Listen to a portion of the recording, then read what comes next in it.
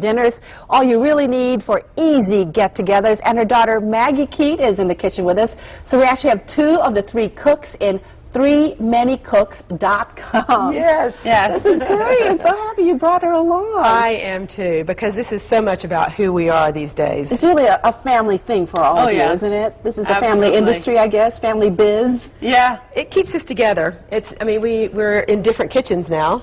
We used to obviously all be in one kitchen, and now, you know, Maggie lives in New York with her husband, so she's got her own little tiny, as you said, postage stamp kitchen. And then Sharon, of course, lives in New Haven. She's a grad student, and she's poor. Well, we hope Sharon's going to show up later on. Yeah, we hope that she'll make it. But she loves to eat well, so that's right. Anyway. Maggie, you're 2 of the 3 here, and so what do you like to cook?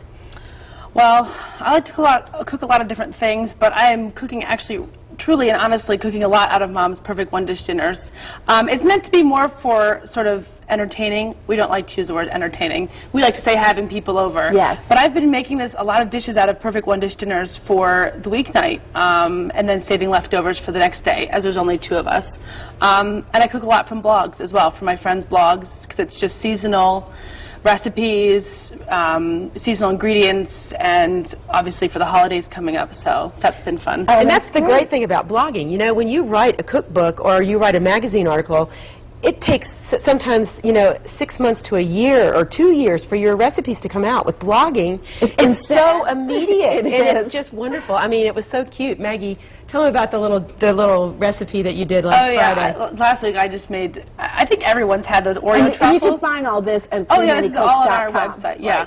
Right. I made just these Oreo truffles, which I've seen them so many different places, and they're really versatile. It's just like a package of Oreos, some cream cheese, you mix it together, make little balls, dip them in chocolate, and then I just put Halloween sprinkles on top. Perfect. They were delicious. People love it. People loved it. Well, I know what people are going to love this, what we're going to be making today. Yes. What exactly are we making? Well, this is one of my favorite dishes in the book because it comes together so simply.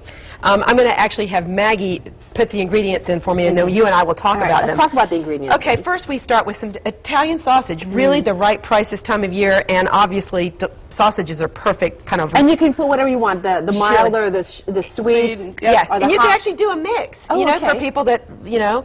Okay, the next thing we're going to add are cherry tomatoes. And this is a really great ingredient this time of year because the great thing about the cherry tomatoes is that they don't release their liquid right away, so that actually the sausages have a chance to brown when they go in the oven. So that's strategic. Plus, I think cherry tomatoes this time of year, tomatoes aren't so great. They don't get good in the summer, but cherry tomatoes tend to be high quality all year round. So the next thing we're going to add is an onion. The next thing we're going to add are a few garlic cloves. You don't even have to mince them. You just throw you can just... This is really easy. You don't have to cut anything for the garlic. The onions, yes, you do, obviously. Yes, and then we're going to add some dried thyme leaves. Now, you said this is a French dish? Yes, it's called sausages and white beans cassoulet style. This dish classically takes a couple of days to make. It's got duck in it, duck confit that you have to salt and let it sit around for a while and cook it in duck fat, and then you've got lamb, but this really does have the feel of that dish. And we're going to do it, what, just a couple hours? One. One Hour. And no prep. No then we're going to add some olive oil. I mean, this is the prep. This is all there is to it. We added bay leaves too, right? A couple of bay leaves. Okay. A little bit of olive oil. A splash of a little vinegar. Balsamic vinegar. Okay. And I like the balsamic because it adds a little sweetness, not too much. Is this kosher salt or sea salt? It is kosher salt. Okay. And then some ground black pepper. But you can use any salt you want. It's just what I happen to use. Okay. And that is it. That is it. Oh, wait, what about the beans? Those go in at 50 minutes, about 45 or 50 minutes. Okay. So I'm gonna pull out the original dish. All right, we're gonna scoot this one over to you. Okay. And then we're gonna bring out the finished dish. Now, when you serve this, Maggie, what side dish do you just like provide? Usually just a nice big hunk of bread and some salad. Okay. That's all you need. Okay. So, and then, you know, in about 45 minutes, then you stir in the beans, because, and then about 10 more minutes, as soon as everything heats through. And it goes into the oven, what, 450? 425 degrees. 425 for about an hour? 45 minutes, then you add the beans, then another 10 minutes. Okay. So, I mean, That's it. You know, you make this, and this is, I think, this dish works so well with families because you throw it in the oven. It speaks to me, believe me. Yeah, you throw it in the oven, and then you can go spend some time with your kids, go sit down and maybe have a glass of wine with your husband, and just enjoy the time that you would be frantically cooking in the kitchen.